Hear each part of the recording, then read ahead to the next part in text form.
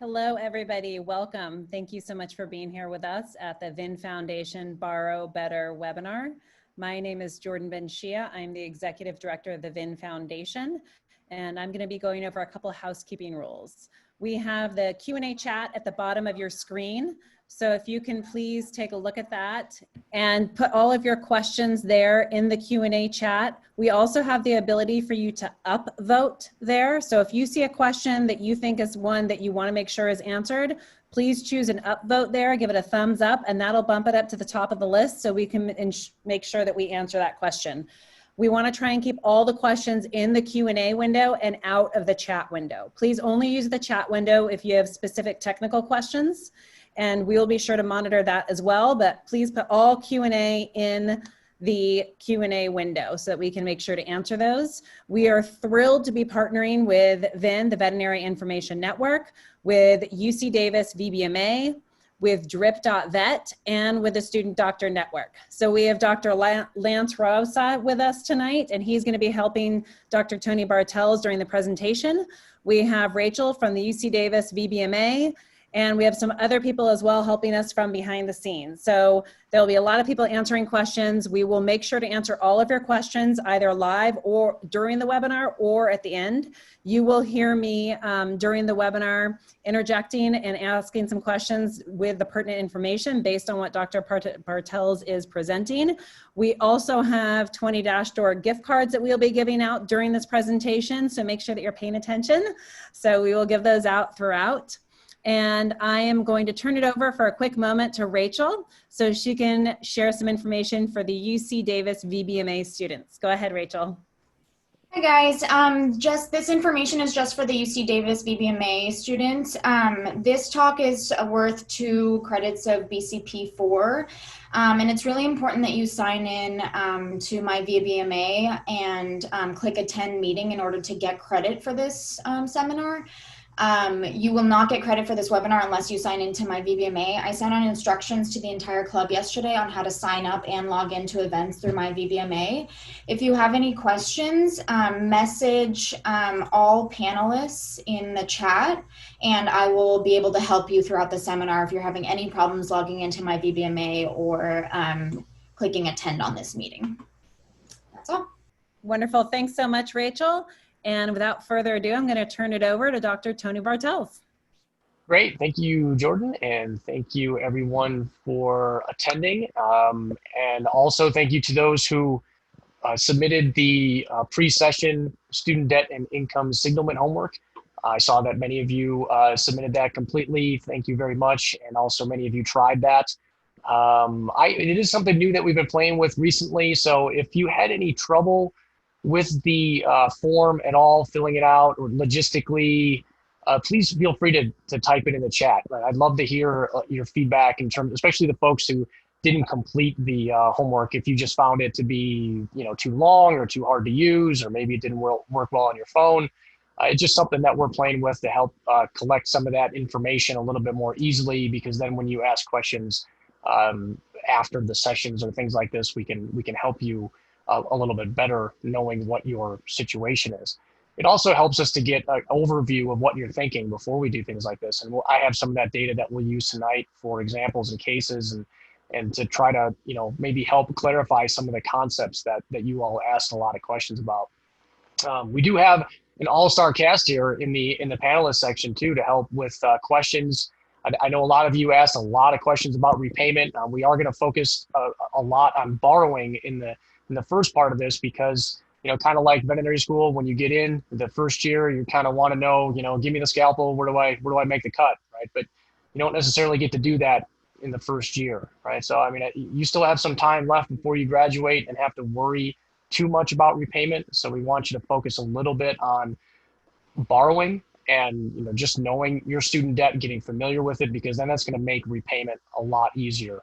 We do have a lot of tools that we're going to share with you tonight and show you how you can do those sorts of things. And all of these are really designed to help remove a lot of the anxiety around student debt. I think for many of us, we just tend to stick our head in the sand and wait until we graduate and then pop out and expect to figure out exactly the best way to pay back our student loans. And at that point, it's a little bit too late, right? And it's really stressful to do it that way. So if we take it in small chunks along the way and do what we can to manage it, it makes it a lot easier going forward. So please feel free to type your questions in there. We've got everybody here that we have students, we have recent graduates, we have not so recent graduates, all there to help kind of answer and provide the perspective in terms of understanding student loans and how to deal with them once you get out of school. All right, well, I'm going to dive in and we're gonna talk a little bit about how to identify your student loans and know what you're dealing with. And here's a little bit of the structure that we're going to follow tonight. Again, I'd already kind of mentioned the taking your head out of the sand kind of thing, but you can't manage what you don't measure, right? So knowing what you have with student debt, even if you're just starting your borrowing as a first year, is really going to help make borrowing through veterinary school and then the whole repayment process a lot easier. There's a lot of different student loan types out there. I can see it from the submissions that you all provided in the student debt and income signalment homework that a lot of you are not really that clear on the types of student loans and where they fall in the system, and all of that is really going to be really important when it comes to repayment. Knowing your finances, again, this is you've got some time to figure this out, but living like a student is one thing, but once you graduate and you become a veterinarian, everybody starts calling you doctor. Knowing it, what you can expect to earn in various areas of veterinary medicine can help you not only craft a repayment plan, but if you work far enough back to where you are now, it can also help you borrow better, right? So if you have an idea of what you're going to earn after you graduate, that can actually inform some of your borrowing decisions that you're making now in school. So that's what we're going to make sure that everybody's familiar doing by the time we finish tonight, is figuring out what your student debt is going to be at graduation. For some of you, that's a little bit farther around the corner than others, but we want you to have a good idea of what your student debt balance is going to be, not just the stuff from veterinary school, everything that you're bringing to the table. Some of you are bringing some student debt from undergrad or whatever education you had before vet school. We want to make sure that we're counting all of that. And then we're going to start to talk about income, right? So we have some data we can share with you. It may not be entirely up to date, but we'd at least get you in the ballpark in terms of what you can expect to earn in various areas of veterinary medicine once you graduate, but acknowledging that you've got some years before that happens, so those numbers could change. All of that is going to help set you up for success in repayment, right? So knowing what your student debt is at graduation, knowing how to use that information to maybe reduce the amounts that you're borrowing now, and then factoring your income in after you graduate can all help develop that repayment plan that you're all asking about after graduation. We do have this, elephant in the room to deal with, right? So COVID-19 has really thrown a curveball for pretty much everybody. It has directly impacted your student loans. I saw a lot of questions about, whether or not the CARES Act and, the interest and payment suspension applies to you, and we're going to make sure that you understand that as well. So the tools that we have that we'll review tonight will help shed some light on that as well. All right, so why do I care? Why am I even talking to you all about this? So this was something that kind of caught me off guard, and I'm a career changer, if you will. I came to veterinary medicine as a second or even third career at this point. But I thought I was doing all the right things to keep my costs low, to borrow as little as possible. And I still ended up with a lot of debt, right? So even if you have the best intentions and you're pretty well informed, I came from a finance background. I thought I was doing all the right things, moving to the state that I applied to first on my list, which was Colorado State, getting admission there, paying in-state tuition. I got my MBA for free as part of that. But then I met my now wife in veterinary school, which is also not uncommon. And she brought a little bit more student debt to the table than I did. So together we have a combined student debt total of more than $400,000. And this is, this was, the best that we could, the lowest we could keep it. We currently use a income-driven repayment plan to manage that. The plan that we use is called Repay or Revise Pay As You Earn. And as some of you may have learned or heard through the grapevine, there are these income-driven repayment plans out there that have you make payments that are based on your income, but they can come with a tax bill down the road. And we are planning and saving for that tax bill because we anticipate hitting it. And we're about 60% of the way towards saving to that goal with about 17 years to go in repayment. And essentially what that means is we're ahead of schedule, right? So we have been able to manage our student loans and build the rest of our financial plan without having to pay too much towards our student debt, all while being able to save towards the anticipated forgiveness that we anticipate having in about 17 years. So if you borrowed for undergrad, if you're borrowing for vet school, this is the time to obtain that student aid data file. And it looked like many of you were successful in retrieving that, but we're gonna go through that process right now because it did look like some of you also had some trouble finding that. So the studentaid.gov website, so we'll start there tonight in our first demo. So this is pretty much the central repository for everything student loans now. So it used to have to go to different websites, but now they all have it in one place, which is great. You can log in, right? This is the same credentials that you use to apply for federal student aid while you're in school. And you guys will get to see my share of the student debt. Right? But when you're in here, what we're looking for is the student aid data file, right? So this is kind of your dashboard. It gives you a summary of what you have. So I've got $164,000 of principal, and I've got $7,700 of unpaid interest, which is a whole other topic that we might get to tonight. But what you're looking for in here is view details. So in this view details section, you're going to get to this My Aid page, and you're going to find this link in the top right-hand corner of your screen that says download My Aid data. Right, so this is your federal student aid data file, right? So this is the ugly looking text file that I encourage everybody to download. If you click on this, it'll actually download it to your computer, and then you'll be able to take that student aid data file over to the VIN Foundation Student Debt Center, vinfoundation.org / either My Student Loans, or you can go to Student Debt Center. That will get you there, but we're going to use the My Student Loans tool. My internet will cooperate.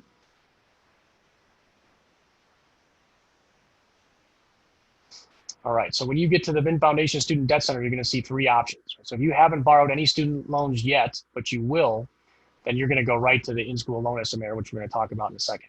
But for most of you, you already have student loans, right? So if you already have student loans and you've already borrowed through the federal student system, you'll have a federal student aid data file.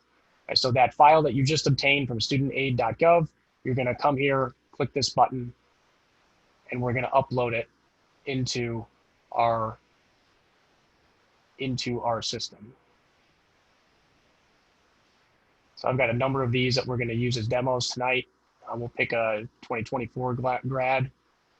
This is a Michigan State student, a non-resident who has borrowed, looks like just for this first year so far, right? And this is the loans that they have so far.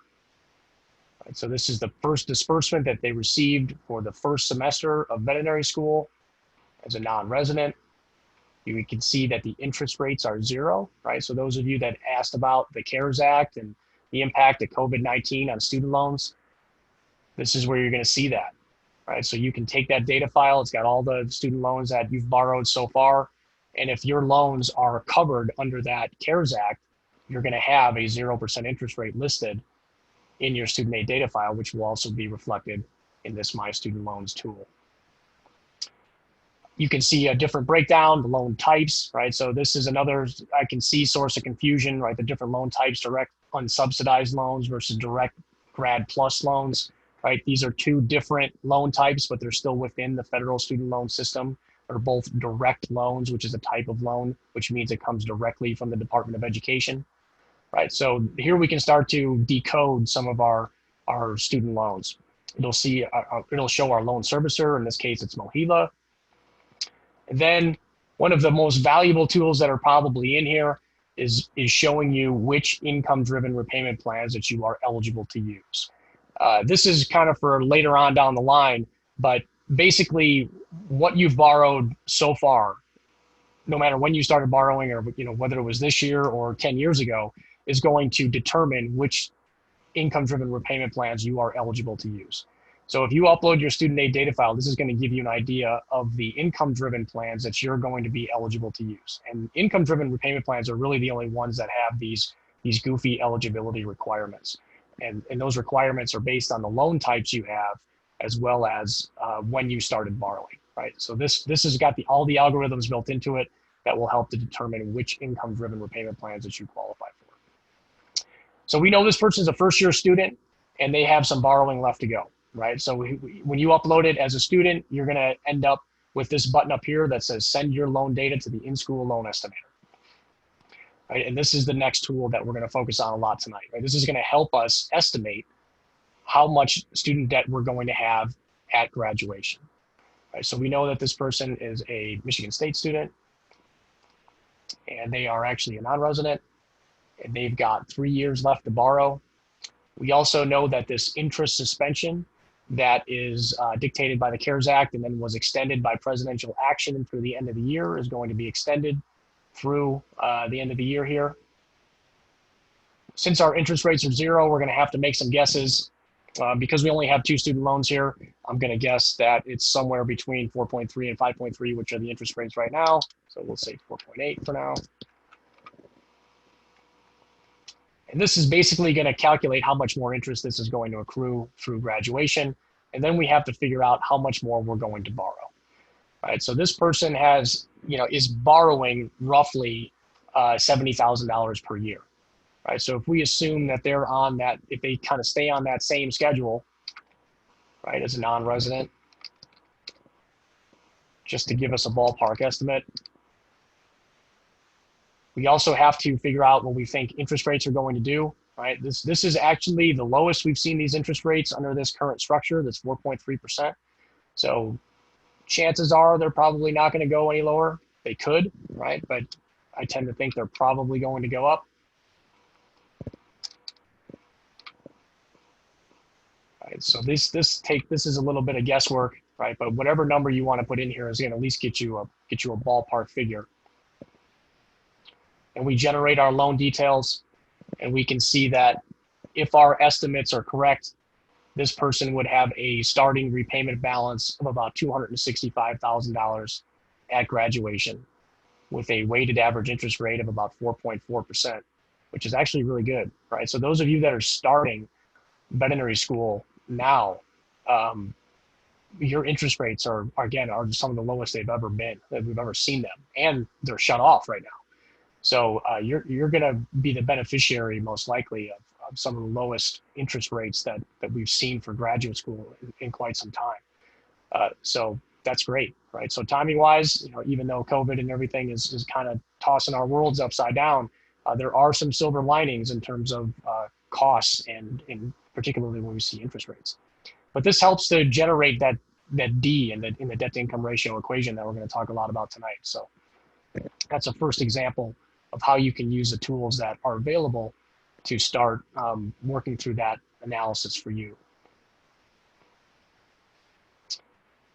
All right, we already looked at that. Okay, so why are we doing this now, right? So everybody knows, and if you haven't figured it out yet, I mean, you're probably figuring it out, but veterinary school is expensive, and debt really stresses people out. Student loan repayment has gotten extremely complex. It's very difficult to choose, I guess, the right or quote best repayment plan without doing some research and homework. But that's what we're here for, right? We're here to help provide some of that information so you can make that decision when the time comes. Your income and family specifics are going to matter more than ever. And that has to do with the income-driven repayment plans that are available, right? So they take into account your income and your family size when they calculate the payment. And finance might not be your forte yet, but that's what we're here to help. And we're super excited that we now, VIN Foundation has a partnership with Rip.vet, Dr. Rosa, to provide financial education, right? So this personal financial success course is available to you for free.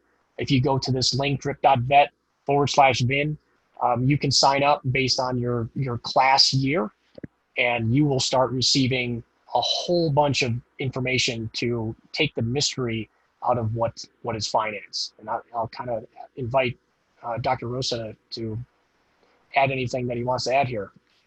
Yeah, thanks, Tony. Thanks, Dr. Bartels and the rest of the VIN and VIN Foundation teams. But we're thrilled to be a part of this. And the thing that I'll add in here is this is an overwhelming amount of information for the folks that are out there. This is the true fire hose approach of information, which is phenomenal. I really encourage you guys to get everything that you can and then come back and listen to the recorded webinar and soak up every bit of information that you can out of this. However, we do a lot of this similar things, not in this depth on student loans, but we trickle it out in small drips of information where you're getting a little bit at a time over your entire, veterinary school career. So, a couple of different ways to approach things. Get it in the fire hose, but then also, think about your finances basically on an every other day basis. And that's what the personal financial success course helps to do.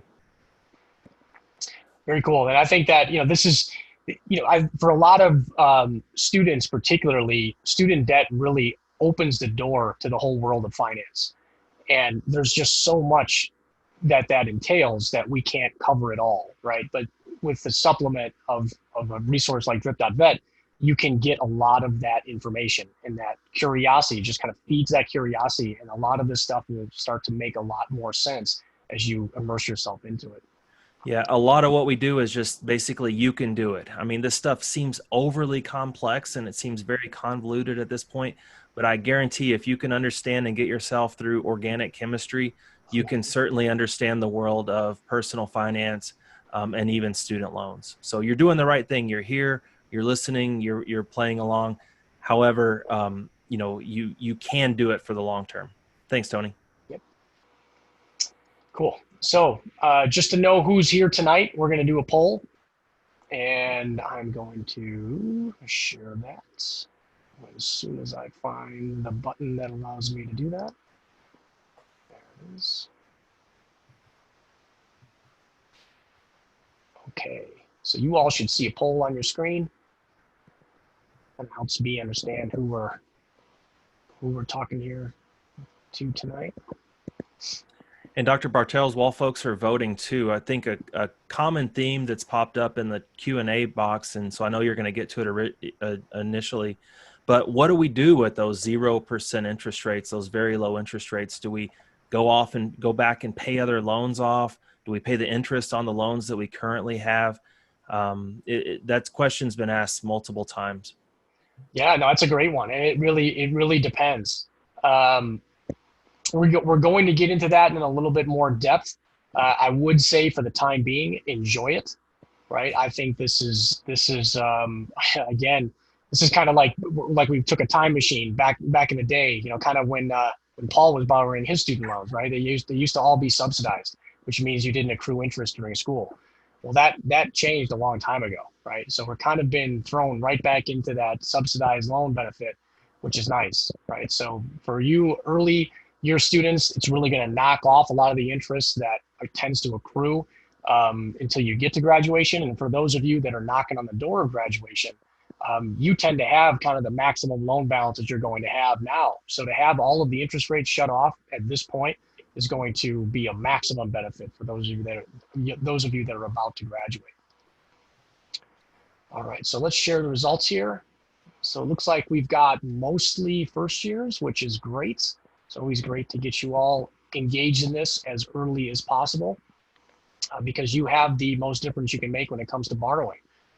So that's great that you're already thinking ahead of what you can do with those low interest rate loans. And we do look like we've got some people at class 2021 and 2022 that are kind of, knocking on the door of graduation. So again, you probably have a little bit heftier student loan balances at this point, and having that is at 0% interest rate is really going to be beneficial for you right now.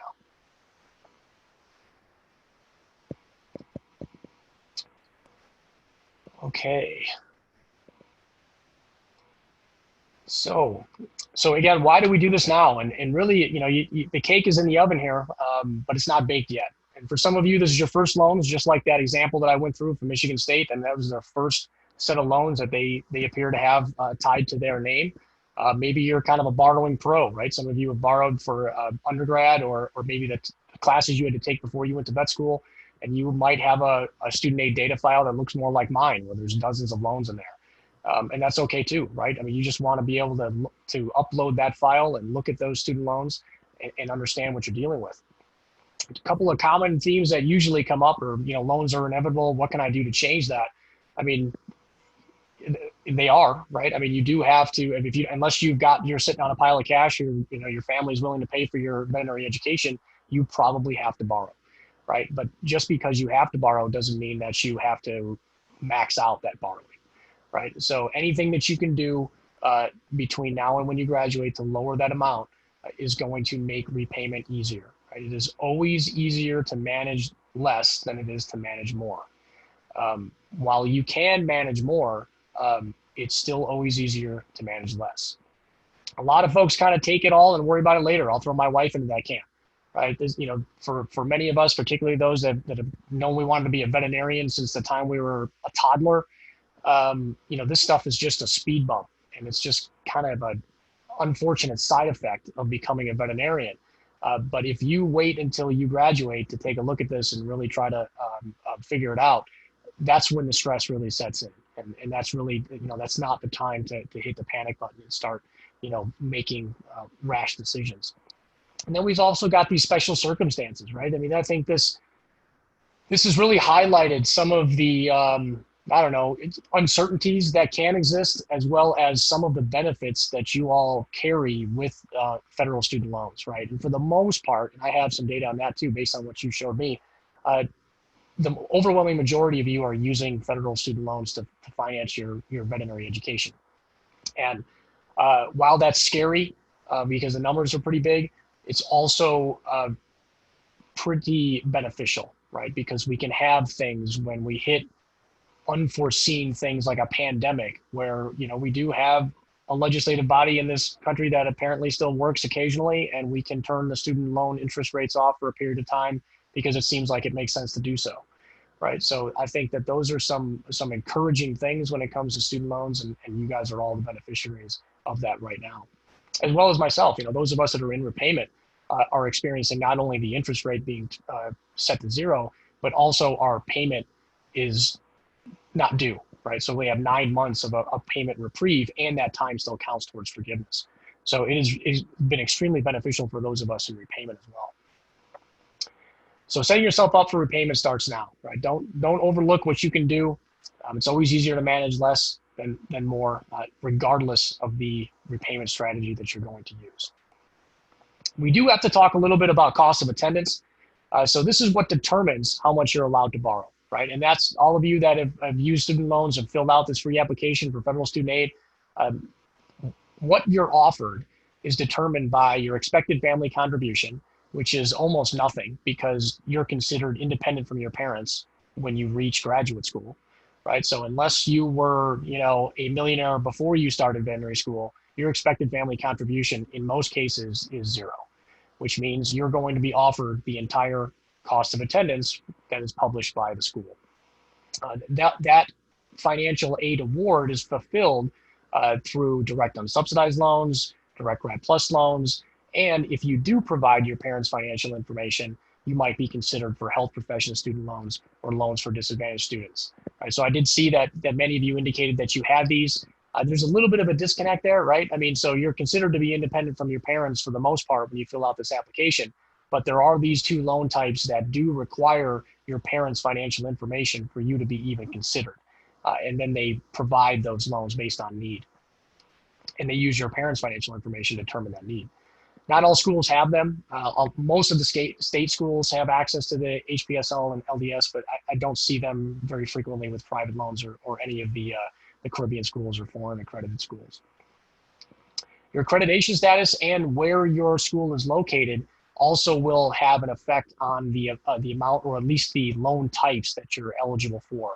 So foreign schools aren't eligible for the same limits of certain loan types as the schools that are located in the US. So let's look at an example of this. So if I take my alma mater, so Colorado State, the cost of attendance for 2021 for a non-resident, this is what I mean when I talk about the cost of attendance, right? So this is your tuition and fees, and then the amount that they allocate for your living expenses, all total up to be what is known as the cost of attendance. Colorado State is an accredited U.S. veterinary school. With an expected family contribution of 0, I can expect to be offered the full cost of attendance, $83,464. That's first going to be fulfilled through a combination of direct unsubsidized loans. Right? So this is where the limits and where the school is located comes into play. Right? So I'm eligible for $40,500 in direct unsubsidized loans as long as my accredited school is located in the U.S. If I'm attending vet school outside of the U.S., I don't get access to this extra $20,000. The current interest rates, when they're not 0, for this set of loans for this academic year are 4.3% for the direct unsubsidized. Then anything else that I still need to cover that cost of attendance is covered by direct Grad Plus loans, and that's at a little bit higher interest rate. So in this example, I would get $40,500 in the direct unsubsidized loans and $42,000 or nearly $43,000 in the direct Grad Plus loans. You do have to apply. There's a separate application for the direct Grad Plus loans. I do find that a lot of folks feel or they think that $40,500 is the max. When you're in grad school, there is no max, right? The max is this cost of attendance number, right? So if you're hitting the $40,500 and you need more, you can always apply for direct Grad Plus loans, although they are more expensive. So you have to be aware of that. If we look at it a different way, right? So this is where you can interject yourself, right? So that cost of attendance function, you really don't have any control over that, right? The school sets that. This cost of living, or everything that's not tuition and fees, is essentially what I call cost of living, right? Which is going to result in about $1,700 per month for a Colorado State student. If we divide this up, right? So you're in the fall semester, you're going to receive half of your quote refund, the amounts that don't go towards tuition and fees in the fall, and then you're going to receive another half in January when you have your next semester, right? So you're roughly going to get your living expenses, pretty much anything that isn't tuition and fees are going to be refunded to you or end up in your bank account, and that's the pile of money that you're going to use to live from. But we want to know what your actual expenses are, right? And this is where budgeting comes in. So you can either take the $10,402, let it sit in your checking account and hope that's going to be enough, and then cross your fingers until you get to the next semester, or you can actually build a budget, right? And this is where kind of the rubber meets the road, right? So this is what the school says your living expenses are, right? But you may have a different situation, right? And generally, these living expenses are based on a kind of a 2-person occupancy. When I was in vet school, we had 3, 4, 5 roommates, right? So if you're one of those people that have a lot of roommates, you probably have a lower living expense. You may not need this full awarded amount, right? So you can decline it, right? You can actually send it back if you don't need it, but you're not going to know if you need it unless you have a budget. One of the other things that I would recommend that you do, because this is not normal, right? When you get paid through your student loans and you get a lump sum of $10,000 in August that's supposed to last you until January, that's not normal, right? I mean, nobody really gets paid like that, right? So what you can do to try to get yourself into a better habit is take that refund and put it into an online savings account, right? So go on to bankrate.com or nerdwallet.com and look for the highest yielding online savings account, transfer what you don't need to cover that August monthly expenses into that account, and then set up automatic transfers into your checking account that will cover what your projected monthly expenses are, right? That will get you in a better habit of separating yourself from that pile of money, right? I mean, you can think of it, when in my college days, right? If I went to the bars with $100 in my pocket, I didn't come home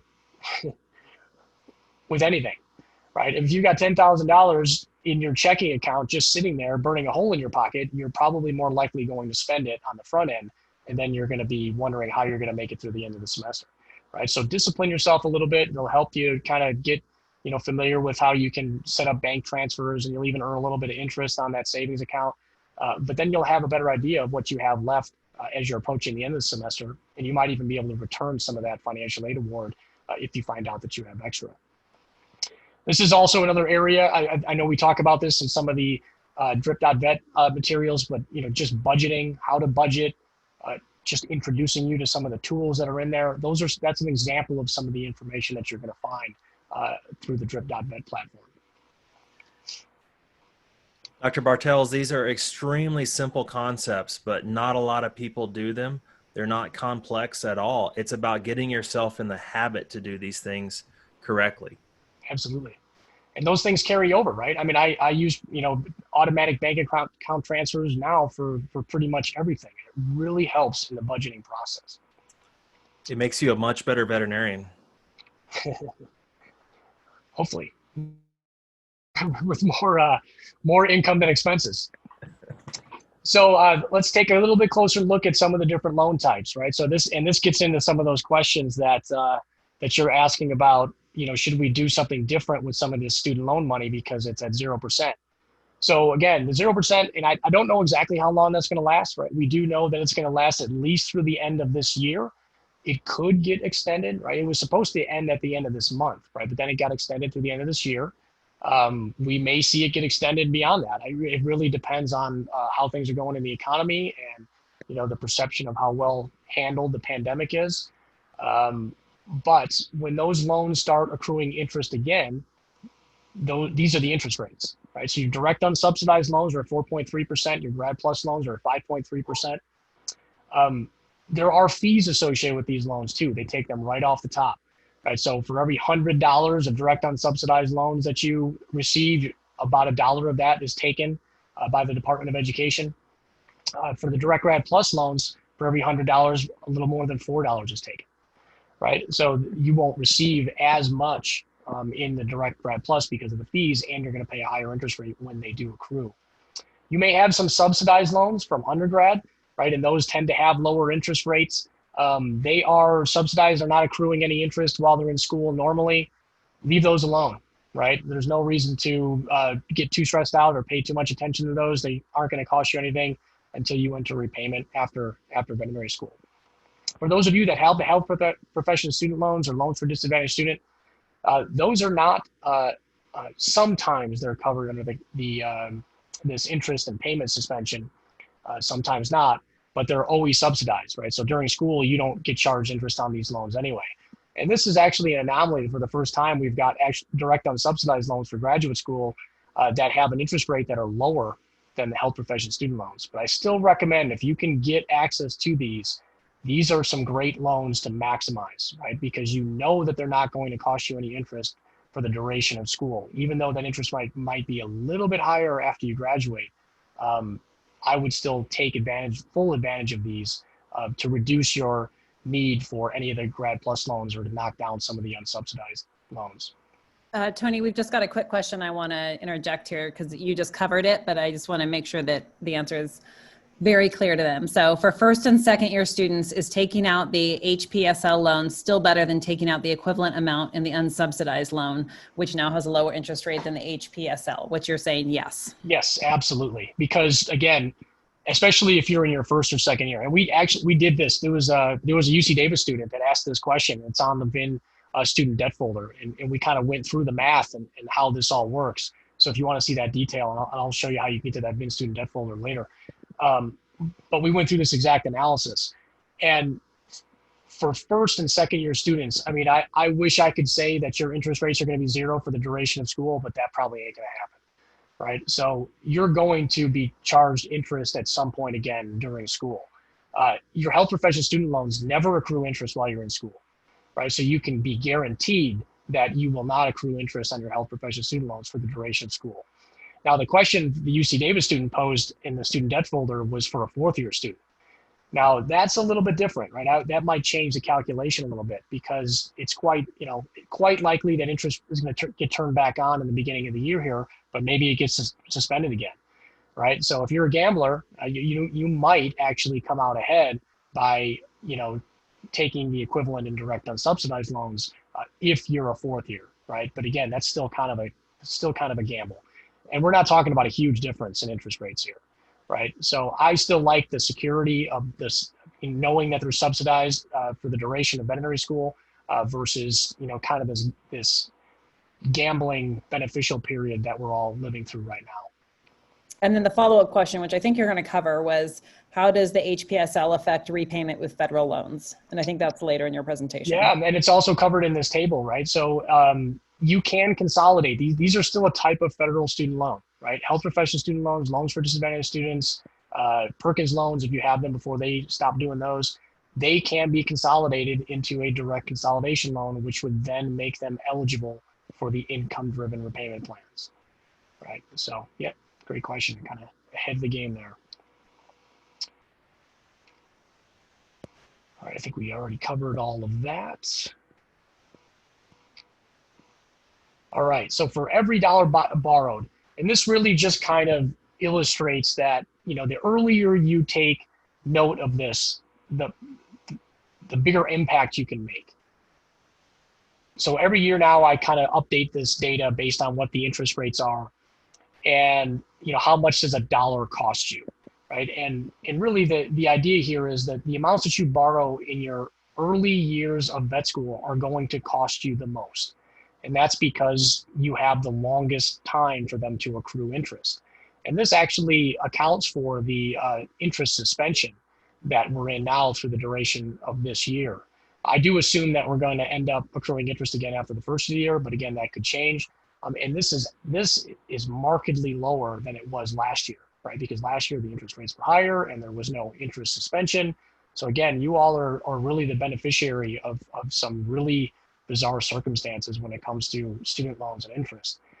But we can still see that anything that you can do earlier in the program to reduce how much you borrow or to shift those costs to these subsidized loans is going to have the biggest impact.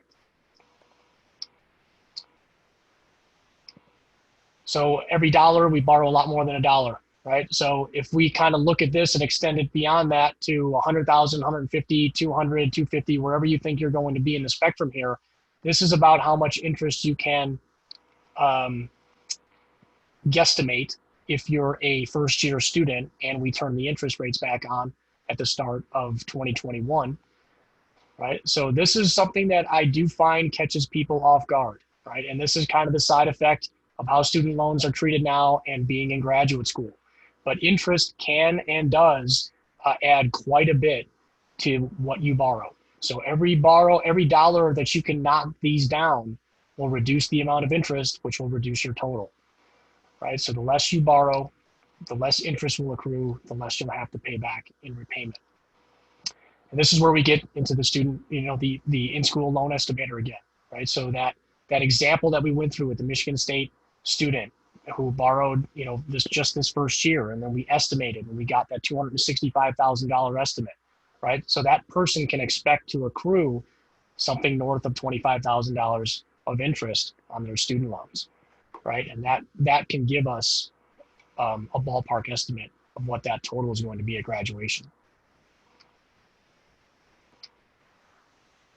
All right, so with that said, what do you think your debt will be at graduation?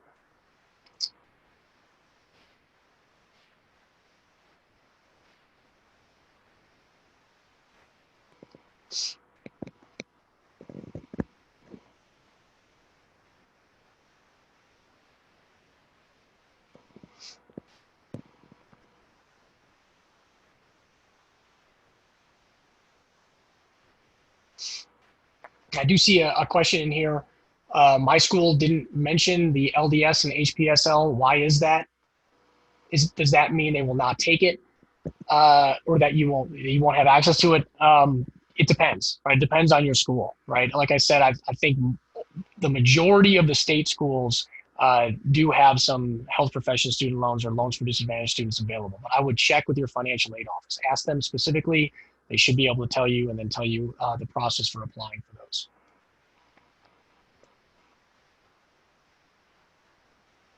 All right, so we got a pretty good response here.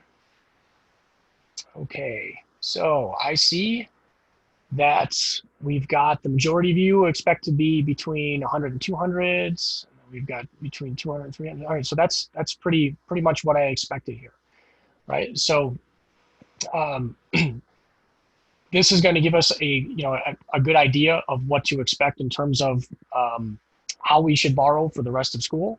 I mean, for those of you that are going to fall into this middle distribution range and beyond, you're going to want to keep as much of your student loan balance in the federal system as possible, and that's kind of the concept that we're gonna get into next. So Tony, two things. One, there's a question here.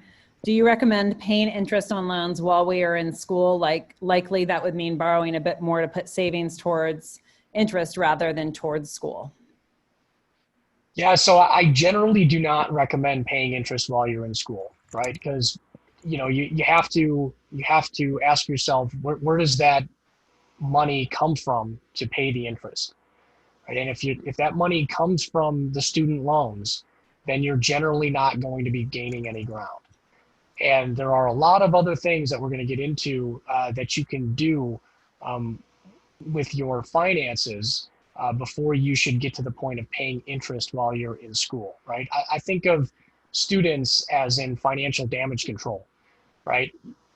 There's gonna be so many other things that you're gonna want to take care of first before you worry about paying the interest on your student loans while you're actively borrowing, right? So you're generally not going to be able to gain a lot of ground. Now, the only time that equation changes is if we're thinking about potentially eliminating some less flexible private loans.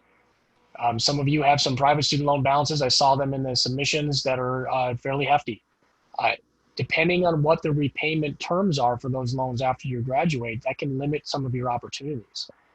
If you do have enough in your budget, while you have access to the more flexible federal student loans, you may want to try to knock some of those private student loans out, right? But again, it's a matter of prioritization. What do you think you're going to do when you graduate? How does the rest of your financial plan look before you get into using one loan to pay off another loan? Right?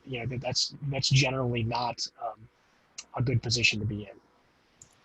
Okay, the second thing is, since you have cake on the screen, well, at least you did, this yeah. seems like a good time Sure. to give away our first set of DoorDash e-cards.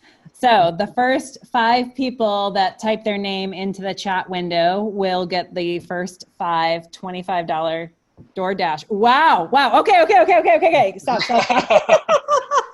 We're way past 5. Don't worry. Clearly this was popular. We weren't sure. Wow. Okay. Stop now. There'll be 3 more opportunities here. Wow. Okay. Great job. You guys clearly all know how to use the chat window. That worked very well. Nailed it. Hopefully you have more pictures of food. Just to give you guys a heads up, we will be doing this after each of the next polls. So thanks so much for doing that. We will take the first 5 people and I will type in the chat windows who they are so that you know that. And then anybody else, you can't win twice, but after the next poll, I'll be asking again. So just be ready. You guys are very quick on the draw. Good job. Okay, go ahead, Tony. All right. Well, I do have another poll here. So because we can't talk about debt without talking about income. Before I show you what the new grad income numbers are, I kind of want to know what you all think they are. So go ahead and indicate what you think a new graduate veterinarian earns after vet school.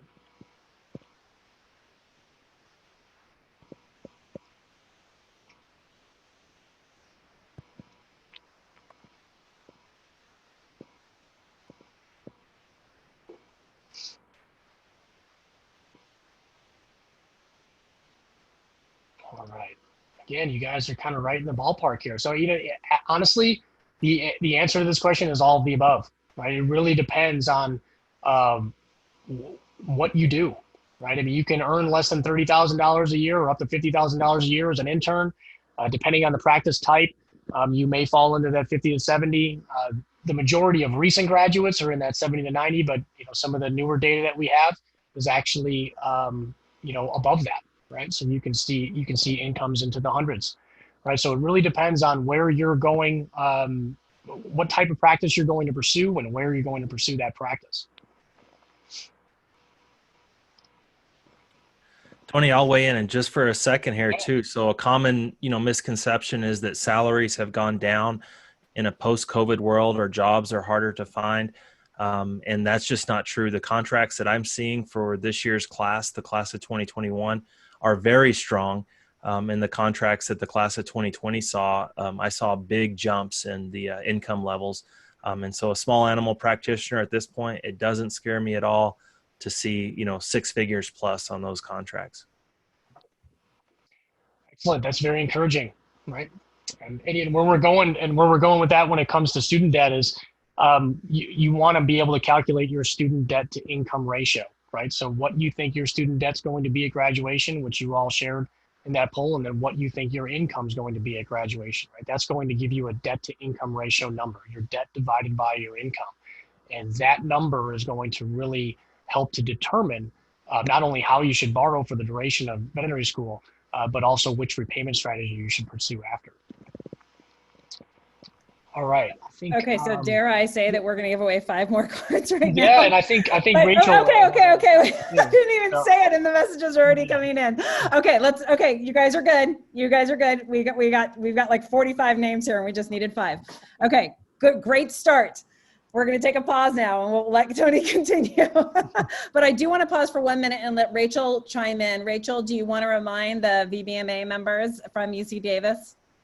Yeah, I love how fast everybody is in the chat. It's really cool to see. I just wanted to say that if you guys didn't hear me, if some of you came in a little bit later, and this only pertains to the UC Davis VBMA members, that just make sure to sign in to my VBMA and click attend on this meeting.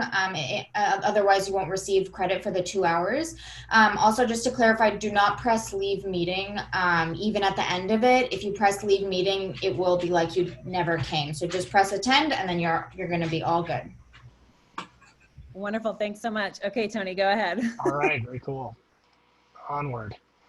All right, so we were just alluding to debt to income ratios. The most recent data that I have available is from the 2019 survey of veterinary graduates, and this is what we saw, right? So a mean reported debt of about $184,000 for those who did have debt, a mean private practice income of $87,000.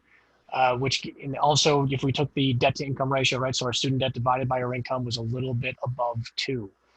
So as the debt goes up, the debt to income ratio goes up. As the income goes up, our debt to income ratio may go down, right? So we tend to see a little bit of a bounce between, the high 1.9s. I'm not sure what we're going to see for 2020. My guess is, based on what Dr. Rosa just said, that we might see a dip below 2. But vet school hasn't gotten any cheaper either. So it really depends on who is borrowing and who responds to those questions when we do these surveys. But you can also get an idea of depending on where you're going. Companion animal exclusive tends to garner the highest salaries, mixed, followed by mixed animal, food animal, and then equine always seems to have this kind of pseudo internship new grad salary, right? But they do tend to increase thereafter.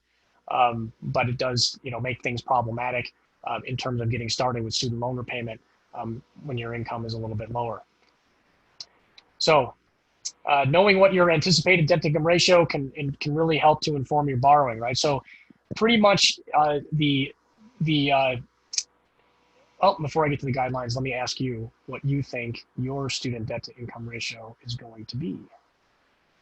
And then I will tell you how you can use that information.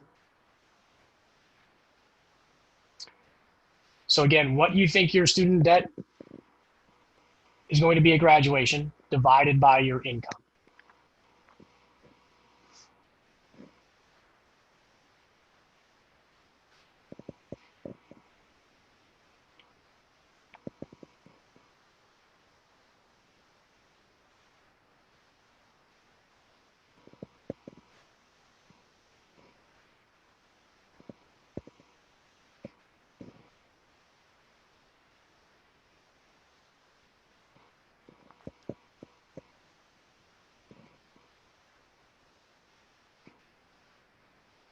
All right. Go ahead and end the poll there and share that. So it looks like we've got, again, kind of a normal distribution here, but somewhere between 1 and 1.5, a third of you, 1.5 to 2, and then a third of you are greater than 2. Right, so this can actually inform not only our borrowing decisions, but also our repayment decisions.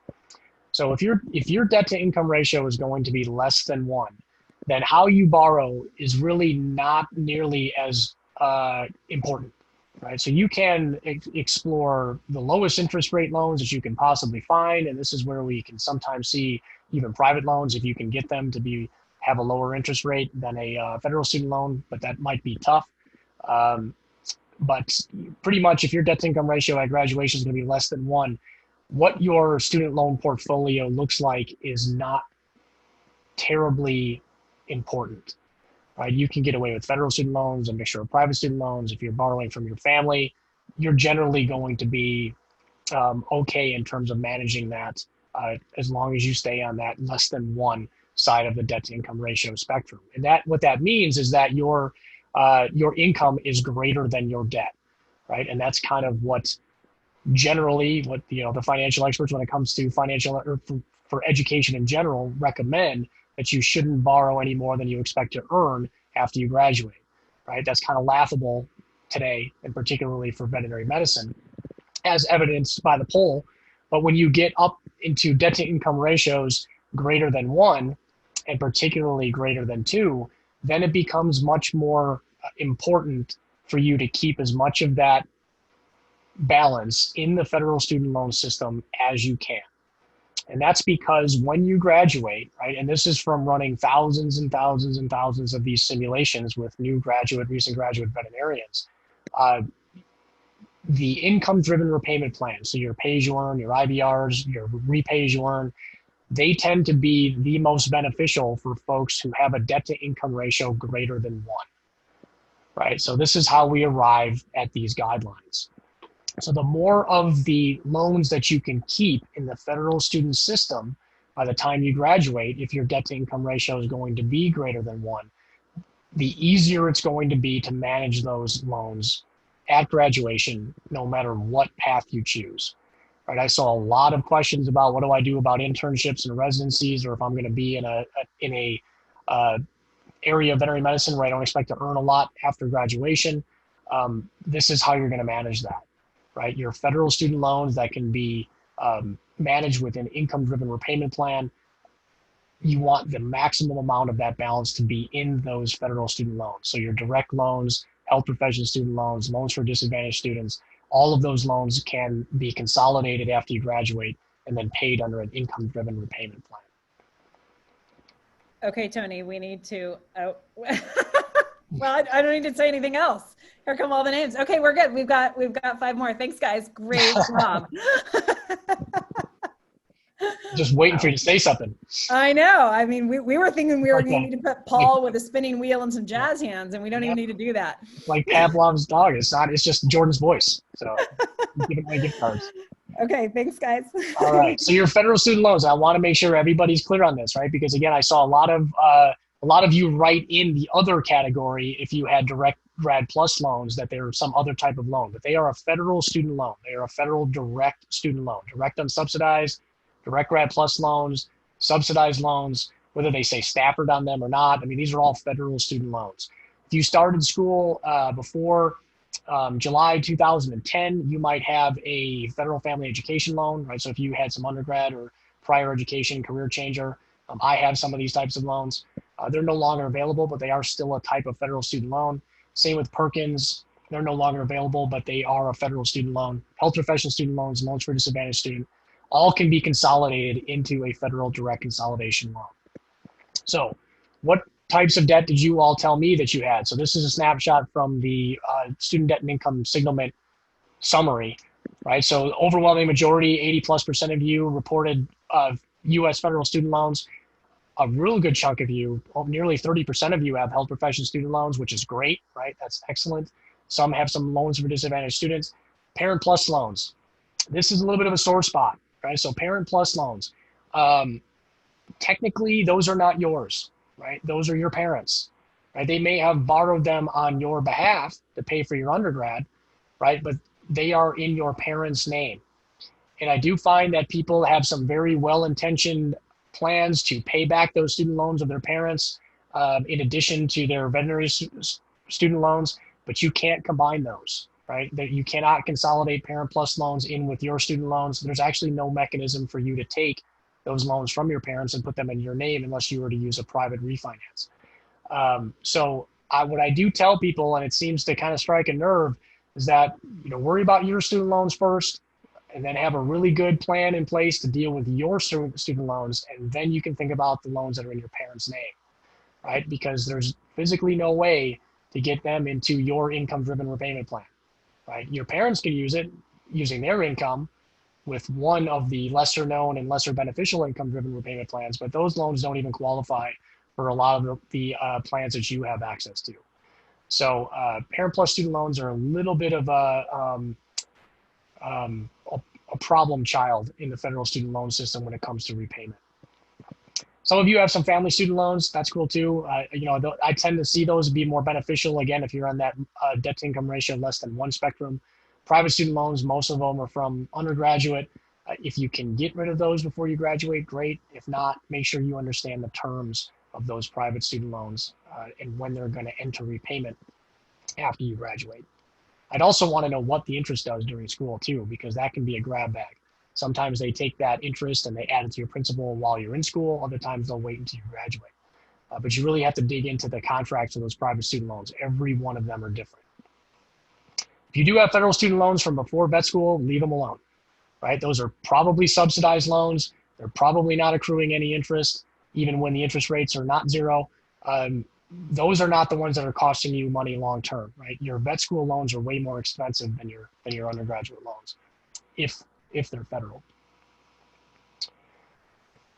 All right, so we did talk about this. So private student loans, just to kind of reiterate, for veterinary school, they're pretty unnecessary, right? You can borrow up to the cost of attendance with all federal student loans, right? If you don't find that that's enough, then I'd really encourage you to look at your budget a little more closely. Make sure that you're applying for the Direct Red Plus loans, but you shouldn't have to turn to private student loans for accredited veterinary school. More commonly, I see them for undergrad, and the private student loans, unfortunately, are just not beneficial, right? There's a few really, really, really rare exceptions out there. And if you happen to have access to some of those, then great, then, take advantage of them. But to have a bulk of your balance in private student loans, if your debt to income ratio is going to be greater than 1, it's going to be very difficult to manage those in the early stages of your career. They're never eligible for public service loan forgiveness, and they're never eligible for income-driven repayment. Right? So there's no way to get them into the federal student loan system. You just have to pay them back based on the terms that you borrowed them under, or look for a way to refinance them with another private lender under better terms. One of the major problems with private loans is they often require a cosigner, right? So in order to get a lower interest rate or more favorable terms, they may rope a spouse or a family member into that, which means that they're on the hook if you can't pay or something should happen to you, right? So your federal student loans, they don't have those kinds of strings attached to them. That just means, and I use this word a lot when I talk about student loans, is flexibility, right? Your private student loans, even if they had a lower interest rate, are generally not nearly as flexible as your federal student loans are, right? So I want something that's more flexible rather than less flexible, because I really don't know where my career is going to take me, particularly when I'm sitting as a student and the world's my oyster, and every time I go through a different rotation, I might change my mind in terms of what I want to do. All right, so family loans. First of all, these are some of the more stressful cases, if you will, that I come across, because I find that there's a lot of confusion in terms of between the person who is taking the funds and the person who is offering the funds in terms of whether or not it was a loan or a gift, right? And that's a big difference, right? If they're loaning you the money, then make sure that you both have some established repayment terms on the table. Are they charging you interest? What type of payment do they expect and when? Right? I mean, kind of treat it like it's a private loan. If you just treat it like, oh, I'll pay them when I get some money to pay them back, then that's going to create some serious issues with your family during the holidays, right? So this is a lot of money that we're talking about in most cases. So make sure that you know that it's, whether or not it's a loan or a gift. I get a lot of questions about whether or not married folks who are in veterinary school or people who have significant others should let them pay for some of their school. again, that's some dangerous stuff, right? I mean, you know, if they're I guess if they're not taking advantage of their financial wellness in order to help reduce your student loans, then it's probably not that helpful, right? So unless they're truly paying your education with disposable income that they don't otherwise need, it's probably not a good idea, right? So I would be encouraging them to maximize their retirement accounts instead of things like that, right? Or making sure that they have a very robust emergency fund, or that you all, you know, are saving towards future common family goals, right? You, while you're in veterinary school, you do have access to these student loans that have very favorable repayment terms. And presumably you're all going to be compensated veterinarians at some point in your career that are going to be able to manage your student debt. And so it doesn't make a lot of sense to me to mortgage your spouses or your significant others short-term or potentially long-term future just to reduce your student debt balance. So I think you can do both, right? I think that you can all, your spouse or significant other can build a robust financial wellness plan while you're still paying for your veterinary education. And you'll both come out better in the long run as a result of it. Right? So I would focus more on things like emergency funds, eliminating credit card debt, maximizing retirement. That's way more important than I think foregoing your federal student loans to pay for your education. All right, another poll. What's more stressful? No, don't put your names in yet.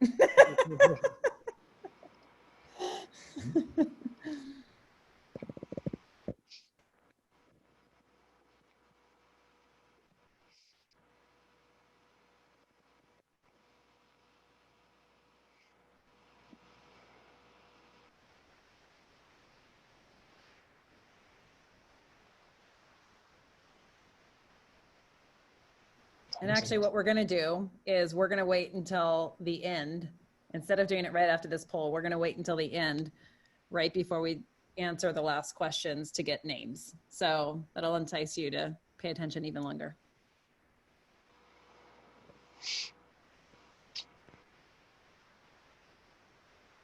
All right, we're at kind of our 90% responded threshold. Looks like I've got a goof answer in here too. I didn't mean to have that only federal direct loans there, but thank you to those 5 people who found that one. So owing money to anyone or any organization. I kind of suspected that would be the most common response. And this kind of gets into the, I guess, the intangibles of student debt, right? I mean, I'm kind of a numbers guy, right? I'm going to do what I think is going to result in the least risk and least cost to me. Owing money is not always a terrible thing, right? And I know it stresses a lot of you out, not only as students, but even when you graduate. But, you know, this is not going to be your, most likely, student loans are not going to be your only experience with borrowing money, right? And it's, you know, the student debt itself, or debt in general, is not necessarily stressful. It's the ability to manage it, or manage it well, that is what causes the stress, right? So you can have debt and be able to manage it, and still have a very robust financial plan, right? So I think that, and that's one of the goals we're trying to accomplish here, is to try to take some of that stress out. And I think it really has to do with more of the unknown and some of the not exactly knowing how to deal with student debt and all of the options that are out there. But debt itself, as long as you can manage it, is not terribly stressful. You know, it becomes stressful when you can't manage it. Okay, scholarships and grants. We always have to cover this. Some of you are very good at finding these. Some schools are much better at providing them than others. The reality is there's not a whole lot out there available, unfortunately. Right, so the data that we have, average scholarship amount, it was about $5,000 last year across all veterinary schools, or at least U.S. veterinary schools, and about half of those students receive that, right? So if you can get them, great. apply for them. Free money is always better than loans. You don't have to pay scholarships and grants back. The timing is really important. I do find that sometimes these scholarships and grants don't align with your financial aid award, which means sometimes you receive a scholarship or grant, but you still receive the full student loan award amount, right? So in that instance, I would encourage you to return those amounts that you receive equal to the amount of the scholarship or grant that you receive later, right? That can actually reduce how much you have to pay back. You do have 120 days from the time that you receive a student loan to actually return it. And if you return it, it returns the interest and the fees that were associated with it, as well as knocking off that principal, right? So when folks were asking earlier about paying on interest, it's better to return or reduce your student loans than it is to make a payment on the interest, right? Because that makes a direct impact on the principal versus just paying the interest, right? And a dollar that you can knock off the principal is going to knock off the equivalent fees, is also going to knock off the equivalent interest associated with that in the future, right? If you're just paying the dollar of interest, you're just paying the dollar of interest, right? So returning the award amounts, using that 120-day window, using your budget to know if you have excess funds, that's the best way to approach dealing with your student loans if you find that you have excess. Okay, I think this is my last poll.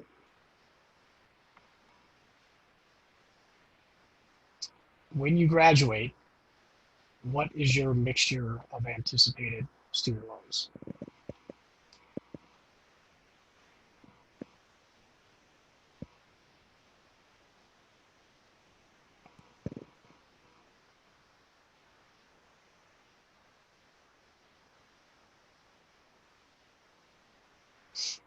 Tony, while we are waiting for the response here, we have a couple different questions.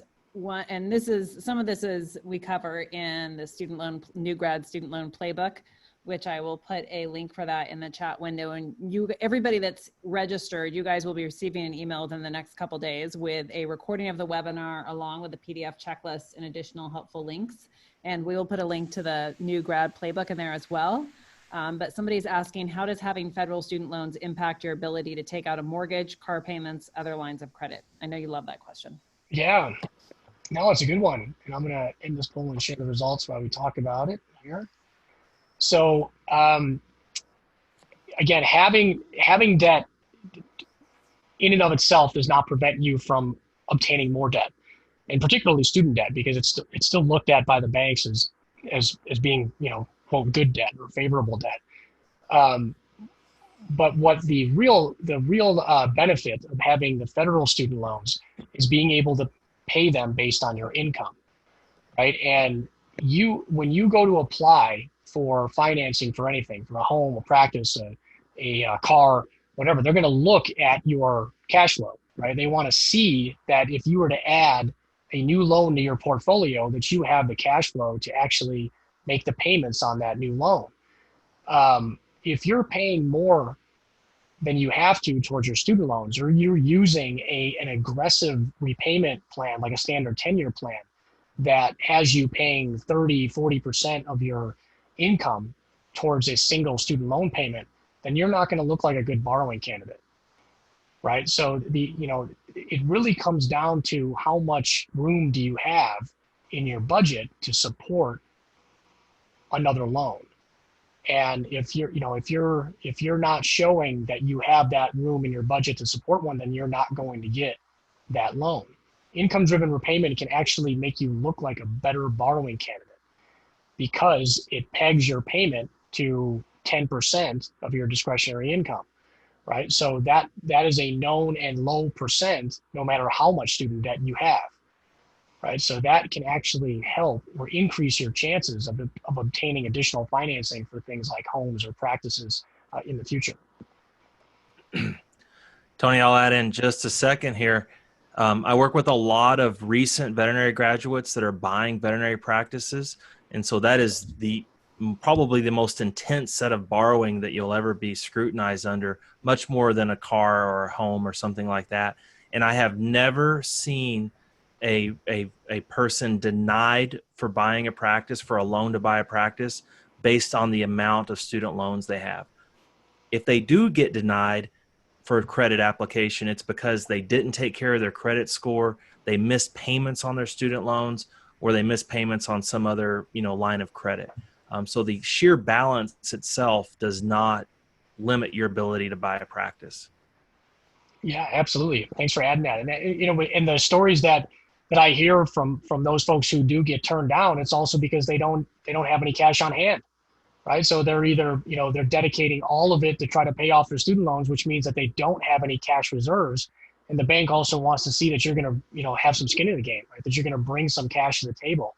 And if you don't have any reserves, you're not going to be able to show them that you're kind of a responsible person to lend to. Honestly, that works the same for a house as well, Dr. Bartels. And so if I was saving for a house, I'd rather put some money into savings and defer a few student loan payments to go ahead and get that house bought versus waiting till I pay off my student loans or come into a situation like that with nothing down. Absolutely. And that's really going to lead us into what we're going to talk about with the repayment stuff, how you can set yourself up for repayment so you can actually jumpstart your financial plan so you can build some cash reserves in those first couple of years after you graduate, no matter how much student debt you have. And it looks like we're waiting until after, not now. We're waiting until Tony's done before we answer the last questions. That's when I will ask for names again, just to give it a little bit more time, because else we only have one more set of 5 to go through. So.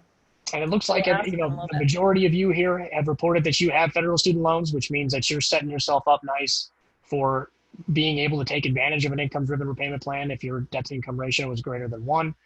For those of you that do have those mixture of loans, what we recommend there is that you get your eligible loans into an income-driven repayment plan and that you pay back those less flexible loans first, right? So similar to how we would treat almost credit card debt. We try to get rid of those less flexible loans first that don't allow us to pay based on our income, and then take advantage of the income-driven repayment plans for managing the federal student loan part of the balance. All right, so the tools you're going to need to do this. Right? So we've looked at some of them already tonight. So the school cost of attendance, depending on what school you attend, you can get that from your school. The financial aid award, you're going to get that at least once a year, if not every semester. Your budget, right? So building a budget is really important. That student aid website, I don't know if anybody has any questions about obtaining that student aid data file. I can certainly go through that again. I would like to do another example of the My Student Loans exercise, right? So VIN Foundation Student Debt Center, we're on the My Student Loans tool. I'm going to wait for my internet to function. There we go. I'm going to choose this middle box. I'm going to grab that text file that I've already obtained. I've got a UC Davis student here. And so this person is a little bit farther along in the borrowing process, has a couple of years before they finish, right? So it has a little bit more in the student loan category. Also looks like they have some undergraduate student loans, right? So all of this will show up in your student aid data file, depending on when you started borrowing, right? And we see that all of these interest rates are 0, which means they all fall under the CARES Act provision. And then they'll also be subject to the extension provided by the executive order. You can see our loan servicer. In this case, it's Mohila again. We've got our various loan types. We've got some subsidized loans here. Right, so this is good to know. These weren't going to cost us anything while we were in school anyway, right? Which is why they don't have any unpaid interest balance. Right, so this unpaid interest, this is the interest that accrues on your principal when we're in normal circumstances, when the interest rates are not 0. Right, so this balance accrues, this unpaid interest accrues on the principal, but this unpaid interest doesn't get added to your principal until after you graduate and enter repayment. So you don't get charged any additional interest on your interest until after you graduate. Right? So your interest is essentially not compounding while you're in school. That's not always the case for private loans, right? So that's one of those things that you want to check, how they handle unpaid interest. Sometimes the private loans require you to make a payment while you're in school, right? Other times they may allow you to not make a payment, but they're going to take the interest and add it to the principal monthly, quarterly, semi-annually, something like that, right? So make sure you understand that. And the more frequently they add that interest to your principal, the quicker you want to pay those off, right? Because then it behaves more like a credit card. All right, so we still have our button up here so we can send this information over to the in-school loan estimator. And we know that this person has a couple of years left before they graduate. Right, we're going to extend this waiver, this interest waiver, for another 3 months. I'm just going to guess based on the loan portfolio. So the unsubsidized loans tend to have a higher interest rate than the subsidized loans, just in general, right? So just to get you there. We do know that we have another loan to expect this following year. At Davis, the 4th year is a little bit more expensive than the 3rd year, and that's something that you're going to have to know for your particular school. If your school charges extra tuition for that 4th year, you're going to want to know that. So I can click this button here, and it's going to take our estimate for the remaining school year. That's when we borrowed everything as a resident with living expenses. But then I would have to add a little bit more in that 4th year because I know Davis charges about, I think it's about $4,000 more or something like that for that 4th year tuition. So if we did that, and then we again assume that interest rates next year, presuming they're turned back on, are going to be a little bit higher, and then maybe a little bit higher after that, right? So I can generate my loan details, and this is going to give me an estimate of how much I can expect to have in student loans at graduation. If you're using those health profession student loans, you can put those here, right? So let's say we were getting, $5,000 here, and we can knock this down to 58, right? Maybe we're gonna get another 5,000 that 4th year. Knock that down to 62, right? And it will factor that in. Put this in here. You won't accrue any interest on that $10,000, and that will save you a little bit of interest, right, before you graduate. So this can be our starting repayment balance, right? And that's where we can use to then send over to the student loan repayment simulator that will give us an idea of what your repayment looks like after graduation. Okay.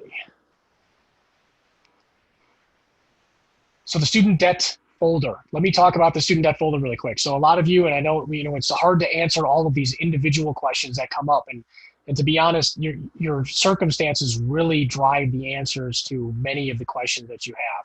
So to handle that, we have an area that's special on VIN for you to post your questions, and then we can go into and analyze it like we do any kind of medical case, right? So for those of you that are not familiar with VIN, you all have access to VIN for free as students, right? So when you log in, if you haven't activated that free account, I would encourage you to do so. And there's an enormous amount of information on VIN. Student debt is just one tiny 0.0000% sliver of it, right? But if you want access to a whole bunch of medical information, but also want to get answers to your student loan questions, this is where you're gonna start, right? So you're gonna get dropped on this VIN Student Center. I would go up to the message boards, and you can go into your vet. It's under the vet to vet section, right? So this is where you're going to find all of the different medical folders. But we also have a student debt folder in here, right? And then I can actually look at all of the different discussions that are happening in here recently, right? So we've got a 4th year student one. We've got Casey's commentary, who is actually a panelist on here, who has generated quite the stir, contributing her experience with repayment, being a couple of years out of veterinary school. But you can see how that's going and see how other veterinarians kind of view income-driven repayment. That's been kind of an eye-opener for all of us this week. But you can start to see all of the different questions and answers. And we've got one here about Parent Plus loans, what to do, how to handle consolidation, what to do when your loan servicer behaves badly, which will also be another common theme when you enter repayment. But all of this is really geared at helping you understand the questions that are specific to your circumstances. And if you want to post your circumstances in here, you can hit the post new button while you're in the student debt folder here. We've got some instructions that will help wade through this information, and then you can type your questions in, right? And there's an anonymous checkbox. This is one of the only places on VIN where you're allowed to post anonymously, and it's because we're very aware of the sensitive nature of a lot of this personal financial information. And so if you have specific questions that are unique to your circumstances that we can't necessarily answer in a forum like this tonight, this is where you want to go for follow-up to answer those questions. All right, so let's dive right into the repayment part. So based on the data that we've covered tonight and what you told me in the polls, it looked like a good chunk of you are going to have a student debt to income ratio greater than 1. It was probably more than 2/3 of you. This is what I want you to do. All right, so before you graduate, file a tax return. Right? And I know that you're probably not earning very much income, if any at all, but you can still voluntarily file a tax return. If you file a tax return before you graduate, you will have a document on file that says that you likely have an adjusted gross income, which is a measure on your tax return, that is probably somewhere near 0, if not 0. Right? You can use that as documentation for entering an income-driven repayment plan after you graduate. Right, so when most of you are going to graduate sometime April, May of that calendar year, taxes are also due April 15th of, right before you graduate for the previous calendar year. Right, so right before you graduate, make sure that you pencil in on your calendar to file a tax return. Then after you graduate, we're going to want you to consolidate, end your grace period early, and apply for an income-driven repayment plan. That's going to be pay-as-you-earn, revised pay-as-you-earn, income-based repayment, one of those repayment plans that are going to help get you started in repayment. If you have that tax return on file, or you can consolidate and apply for an income-driven repayment plan before you start your first job or internship or whatever you're going to do after graduation, you will receive a $0 per month payment for the first 12 months that you're in repayment. Right? So that tax return just guarantees that you will have a document on file that the loan servicers will always accept, right? No matter what your situation is. If your last tax return says 0, they will always accept that as valid documentation of your income. You can get that $0 payment for the first 12 months you're in repayment. And then after that, you're going to have to provide that income documentation each year to have your payment recalculated based on whatever your income has changed from the prior 12 months. This process is started at studentaid.gov, so the same site that we were on earlier that allows you to obtain your student aid data file is the same site where you can start your consolidation loan and apply for an income-driven repayment plan. Thinking ahead, and I think Jordan already shared this, this is the most recent. I mean, if you're really dying to get some more information about how repayment works, we do a session similar to this that's specifically for new graduates every year to talk about how to take stock of your student loans and then get the consolidation process started and choose your income-driven repayment plan. So what you all told me, your anticipated repayment plan or strategy after graduation, I was actually a little surprised by this. This is great that 40% of you haven't decided yet. That's why you're here, right? That you get some information and learn more about this stuff. Usually the most the highest response is the repay as fast as possible, which is great, but you're going to have to know how much your student debt is and how much income you're going to have to support that strategy. This one kind of caught me off guard. I wasn't expecting this. So income-based repayment. I think this has more to do with the fact that everybody generally refers to all of the repayment plans that allow you to pay based on your income as income-based repayment. But you have to be a little bit careful because income-based repayment is actually a specific type of repayment plan in this larger income-driven repayment universe. And for most of you, IBR is not going to be your most beneficial repayment plan. It's going to be pay-as-you-earn in most cases. And for those of you that it's not going to be pay-as-you-earn for, it's going to be revised pay-as-you-earn for. right? So I told you earlier that we use revised pay as you earn, and that's because we don't qualify for pay as you earn, right? We didn't meet the cutoff requirements, but we would use pay as you earn if we could. Almost all of you, as long as you don't have any student loans from before 2007 that still have a balance on them, you're going to qualify for pay as you earn. And that is almost all recent veterinary graduates these days, right? Even if you're a career changer, it's quite likely that you're probably going to qualify for pay as you earn. And if not, we still have revised pay as you earn. Revised pay as you earn can also be beneficial for those folks that are at the higher end of the student debt spectrum, right? So when your student debt starts to get above 350, closer to 400,000, I met with somebody this year who graduated from vet school that had over $600,000 of student loans. So that's when we're going to start looking at revised pay as you earn, right? Because there's some benefits in revised pay as you earn that we're not going to have time to go into tonight that can help to limit the impact of the tax that's due at the end when your student debt balance tends to get into that higher spectrum. So if you can jump, and this is how I refer to this as jumpstarting your financial wellness. So let's come back over to one of the examples that we ran. Let me find that. So Tony, I just want to jump in with a question here while you're getting there. Somebody asked, I've heard that income-based repayment plans don't allow you to make payments more than the monthly amount. You can't pay more or you get penalized for it. Is this true? And how much of a disadvantage is this in the long run? It makes me nervous as I might like to dedicate an extra chunk to my loans if I get a bonus or something. Yeah, I think that's, so you can always pay more towards your student loans if you want to. But you have to you should make sure first that it actually makes financial sense to do so. Right, and this is the value of the simulator. And let's fast forward in the future, 2024, May. Let's say that you've got close to $300,000 of student debt, which is similar to the one that we ran recently, and your weighted average interest rate is somewhere a little bit less than 5, which could be very real for many of you. Let's say that your income after graduation is $100,000. Right, but this is what I want you to consider based on what I told you about the jumpstarting your financial wellness.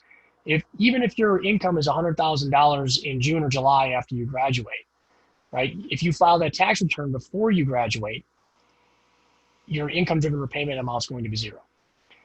And when you start your job in that year, you're going to be halfway through the year already, right? So even if you're earning $100,000 a year, your tax return for that year is only going to be about half of that, right? Because your tax returns are based on a calendar year, right? So here you have the option to have a very low payment towards your student loans for the first 2, almost 3 years that you're out of veterinary school, right? That's going to free up a lot of cash flow for you to build an emergency fund, to work towards a down payment on a house, or start saving for the down payment on a practice, or to maximize your retirement savings, right? All of these things are things that you can take advantage of instead of trying to pay your loans off faster than your income allows, right? So even if you're earning more than $100,000 a year and you've got $300,000 of student debt, to pay that balance to 0 in 10 years or less is going to require a $3,100 per month payment.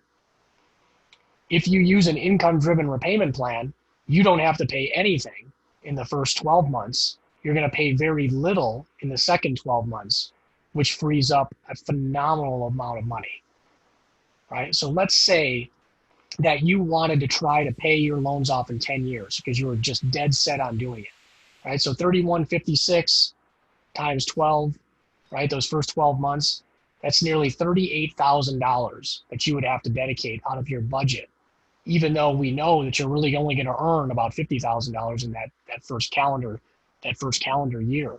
Right? So that's probably not even really doable. But you could free up immediately $38,000 in that first year to jumpstart your repayment. And if I keep working my way down the loan repayment summary here, I'm going to blow this up a little bit, I can see that my total cost in this scenario is even less than it would be under a standard 10-year plan.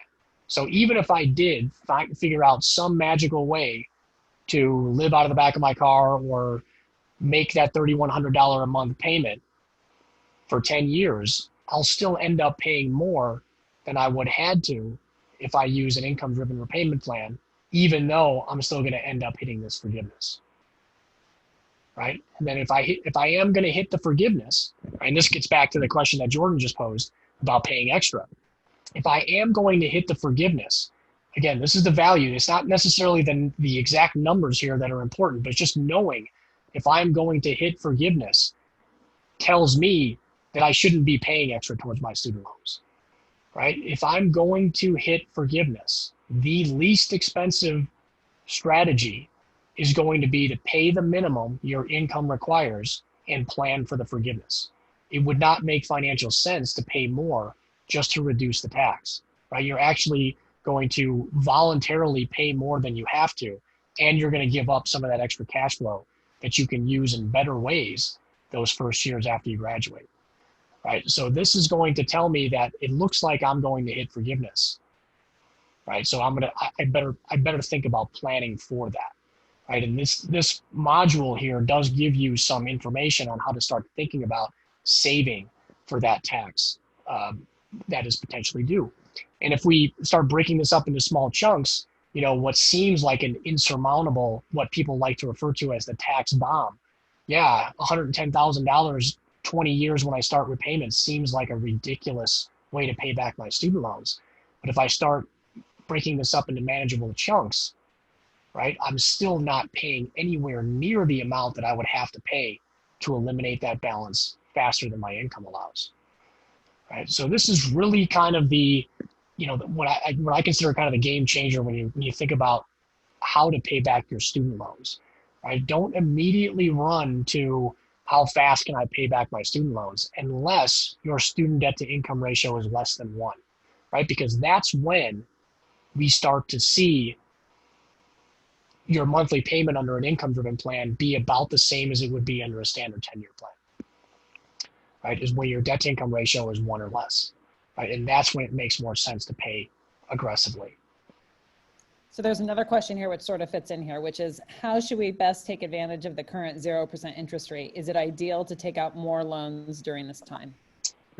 Yeah, I guess it depends on what you were going to do with that flexibility, right? If you were going to use those loans to pay back credit card debt, so about 10 to 15% of you indicated that you had credit card debt, right? If I was carrying a credit card balance, then yes, I would take that extra 0% money and I would pay off that credit card debt, and then I would take that credit card and stick it in the freezer, right? Don't use it again unless it's an uber emergency, right? If I didn't have an emergency fund, I would allocate some amount for an emergency fund, even as a student, right? Stuff happens, right? But any of the, the 3-legged or 1-eyed animals that you're all housing in your houses, right? If it ends up in the emergency clinic tomorrow and you can't get that taken care of for free and you get a whopping emergency bill, how are you going to pay for that, right?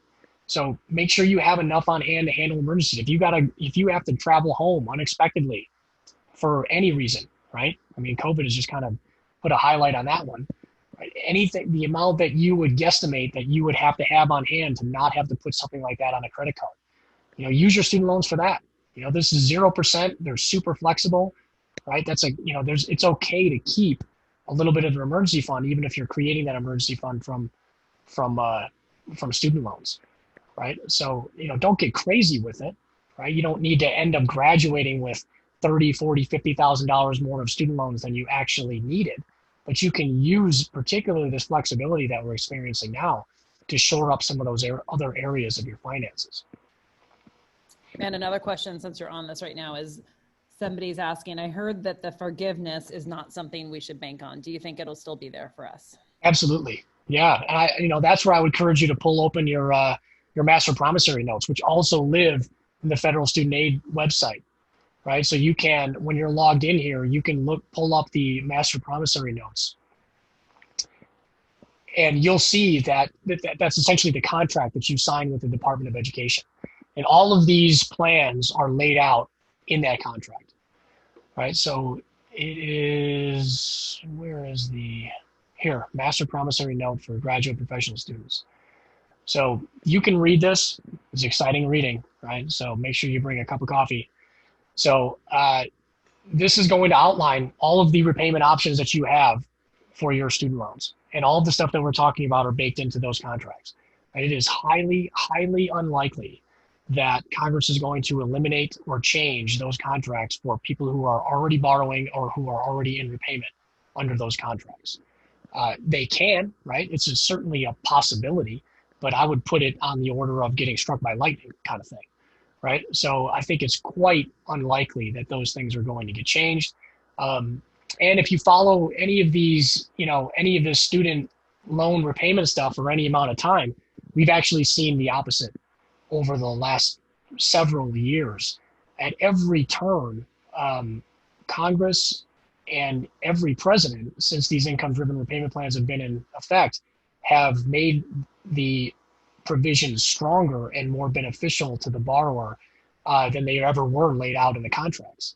Right? So it's probably more likely that we're going to see them become more beneficial rather than less. But the worst case scenario is that they're going to behave exactly as they're written in the master promissory note. Dr. Bartels, I'll weigh in legally there for a second too. Yeah, please. So, if the programs do go away, if Congress does decide to take them away, and this is a very common question, by the way, so, thanks for asking it. A lot of folks have it. They're probably going to change the master promissory note and take those programs away for future borrowers, basically for those people that are still in high school or junior high right now. So you've already borrowed, you've already signed the master promissory note. So technically you are in the system, even though you're not in repayment yet, you're likely, quote unquote, grandfathered in. Yeah, absolutely. And I think that, to me, it's just how we saw the student loans treated with the CARES Act too, is just another data point that kind of illustrates that they're likely to be more beneficial than less, right? What they did with the student loans was, in my opinion, completely unnecessary.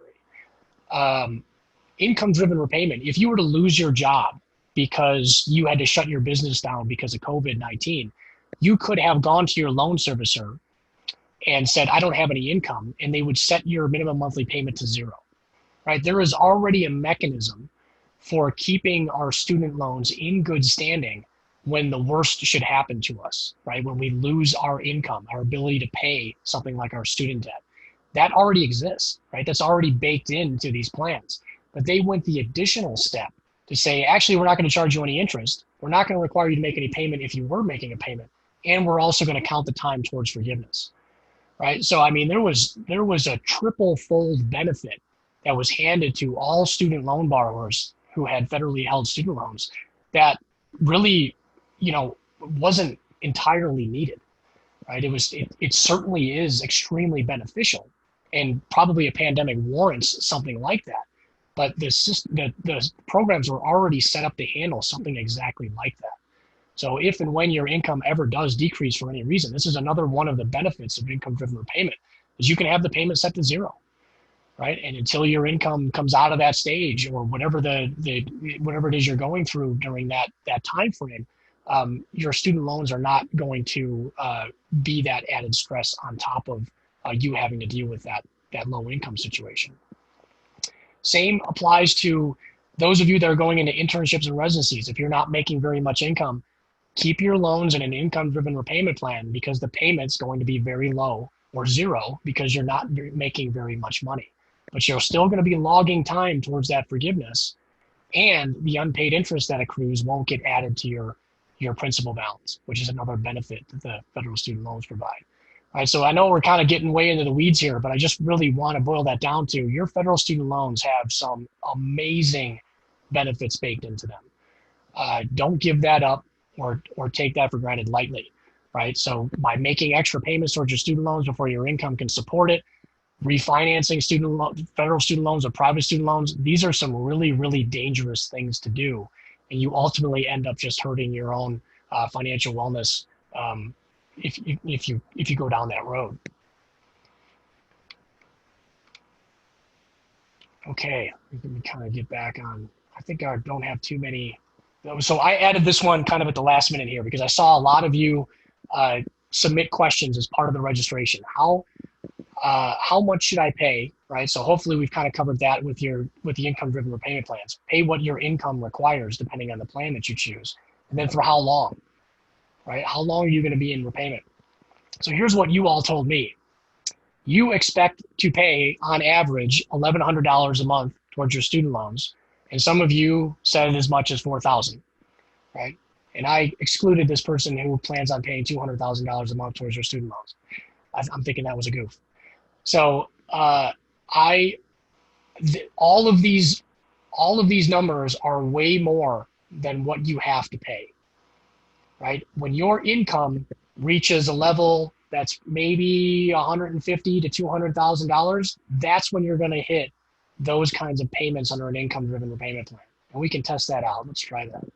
So let's try $150,000 a year, and we rerun our simulation and see what our payment is. Right, so we're not even to $1,100 yet under a plan like Pay As You Earn or Revised Pay As You Earn with $150,000 of taxable income.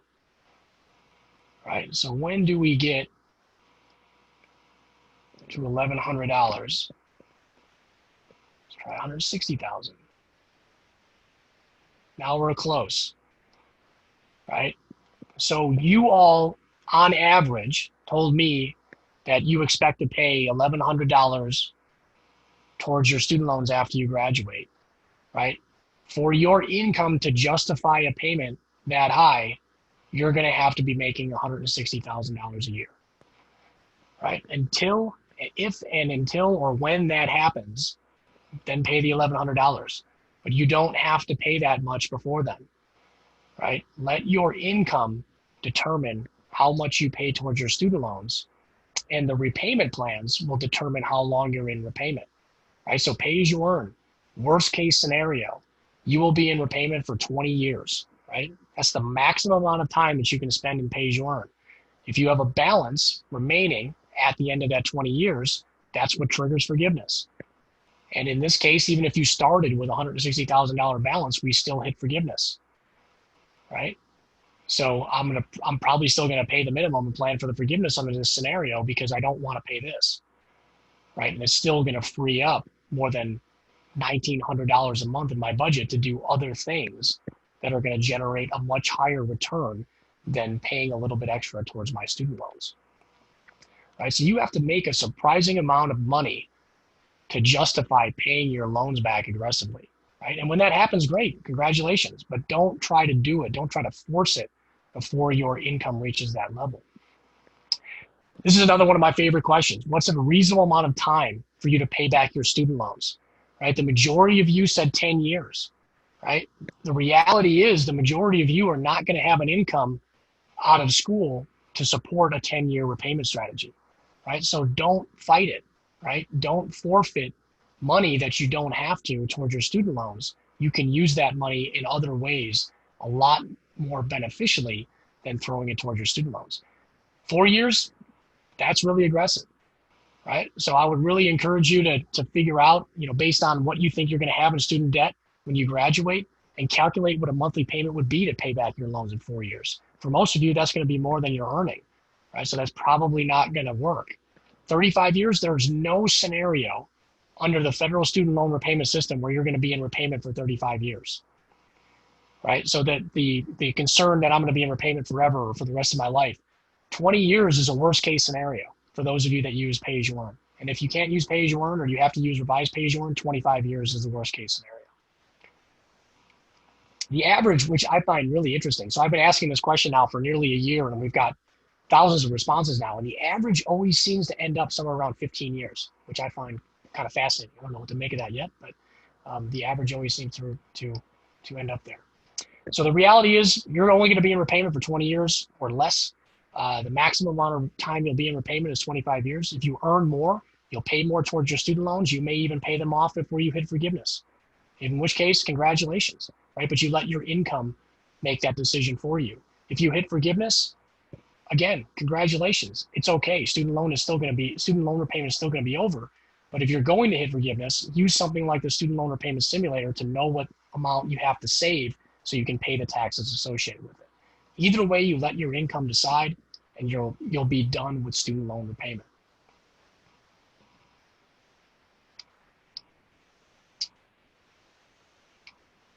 All right. The rest is just questions and answers. So I think we've covered this one. Is it better to take out more than to pay interest? Again, if you're just paying interest, unless they're private student loans, I probably wouldn't. Usually somebody who sits through one of these tends to make the observation that if I can pay based on my income and I'm just going to plan on the forgiveness, why shouldn't I just take out the maximum of my student loans and then have them all forgiven? Because you don't know what the future is going to hold, right? And it's always easier to manage less than it is to manage more, right? That gets you more into the realm of speculation, which I find that most people are not very good at. So I would want to have the least amount that I can while managing a reasonable financial wellness plan as a student and beyond. And if I'm going to hit forgiveness, I'm going to plan for it. If I'm not, great. Then I won't have to deal with the tax. Trying to play the interest rates is probably a little dangerous, right? Again, we're in a very, very beneficial period now. You know, you can use that to your advantage to eliminate some less flexible debt or build an emergency fund. But I don't know what the interest rates are going to do next year. They could easily be lower than they are this year. I really don't know, right? And that's, again, we're kind of getting into that speculation realm where you probably shouldn't be making decisions based on things like that. The last one I added in here, I find is a really common question. How do people tend to confuse these two, and I think they're in direct opposition to each other, right? Tips for paying off debt quickly that don't affect my quality of life, right? Those two things are kind of antithetical, right? There's really no way to square that circle. If you're going to pay your debt off quickly, you're either going to have the resources to do it, or you're going to have some significant impacts to the quality of your life, right? And then you're really kind of crossing your fingers and hoping nothing goes not as planned during that strategy.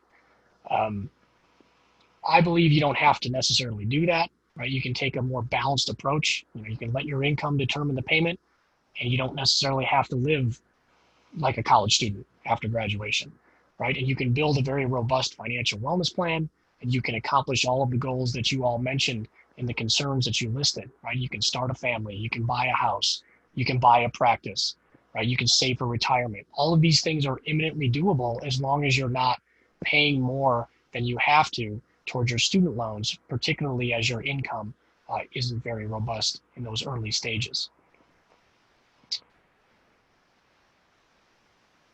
Okay, we're going to open it up now to, yep. Okay, well, there we go. Great.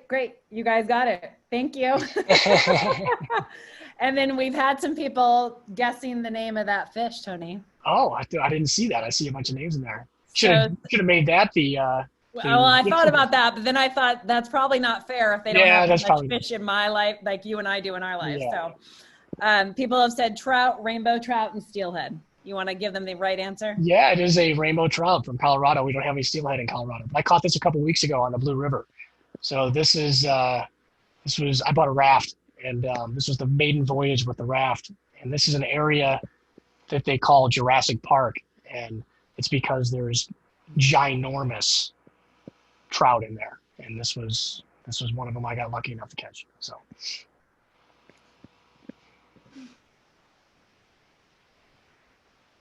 any other questions not related to rainbow trout, because otherwise you can take me on a 2-hour tangent. So okay, we just got that one answered. So there was a question earlier on paying last year's loans 6% with this year's loans 4.3%. Can you touch on that?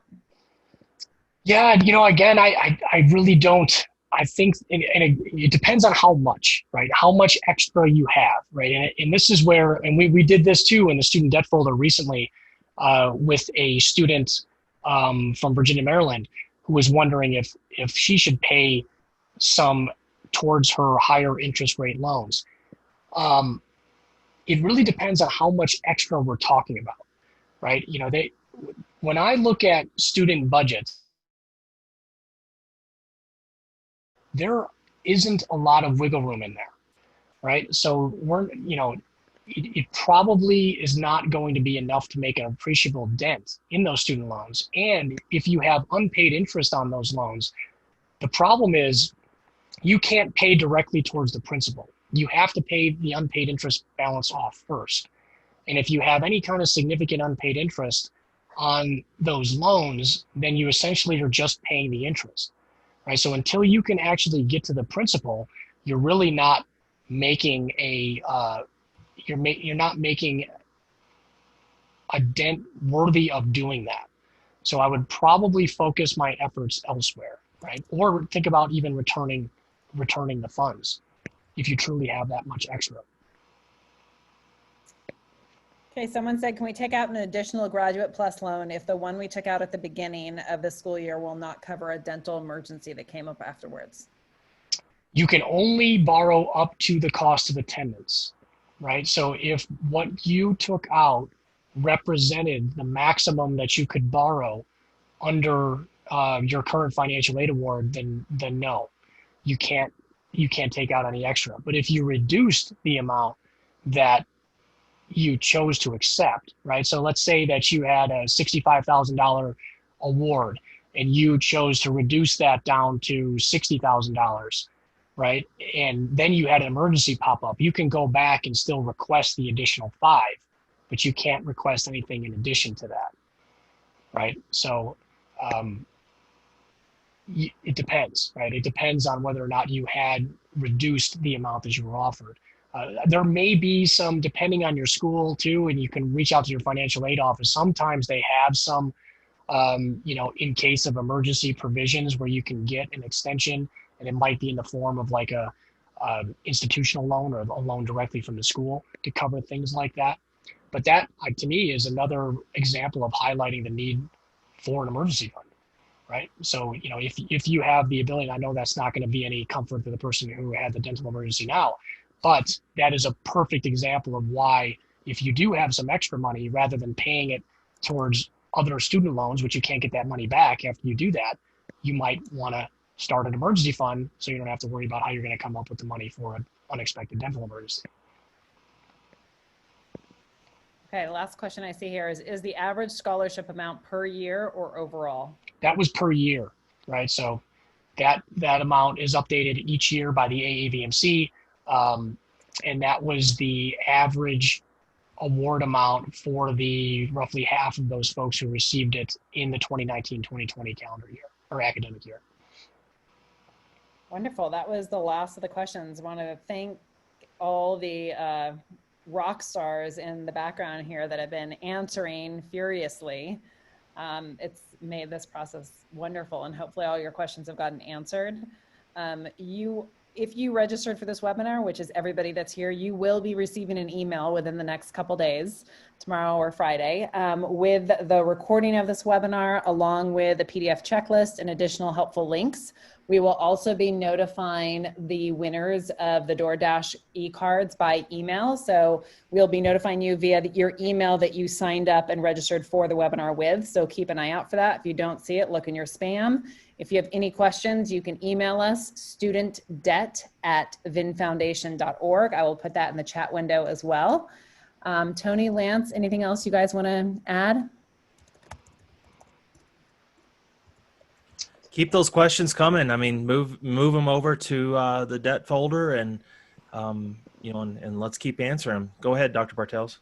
Yeah, no, I think keep asking questions, right? I mean, this stuff is really confusing.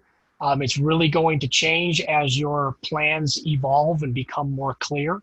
But at that point, you're also going to know more about how much student debt you're going to have and what income you can expect to receive and what your financial goals are, right? And all of those should factor into your ultimate loan repayment strategy. And we really just want you to know that there are a lot of ways to pay back your student loans, no matter how much student debt that you have, that will also help you to have a fairly robust financial plan as a veterinarian.